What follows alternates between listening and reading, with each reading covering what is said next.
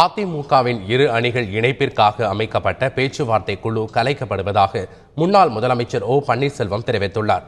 சென்னை திருவேற்காட்டில் அதிமுக புரட்சித் தலைவி அம்மா அணி சார்பாக செயல் வீரர்கள் கூட்டம் நடைபெற்றது. இதில் கலந்து கொண்டு பேசிய முன்னாள் முதலமைச்சர் ஓ பன்னீர்செல்வம், தான் செல்லும் இடங்களிலெல்லாம் தன்னை சந்திக்கும் மக்கள் அணிகள் இணைப்பு தேவையில்லை என தெரிவித்துள்ளதாக கூறினார். எனவே இன்றைய சூழலில் அதிமுக புரட்சித் தலைவி அம்மா அணி சார்பாக அமைக்கப்பட்ட பேச்சுவார்த்தை குழு கலைக்கப்படுவதாகவும் ஓ பன்னீர்செல்வம் தெரிவித்தார்.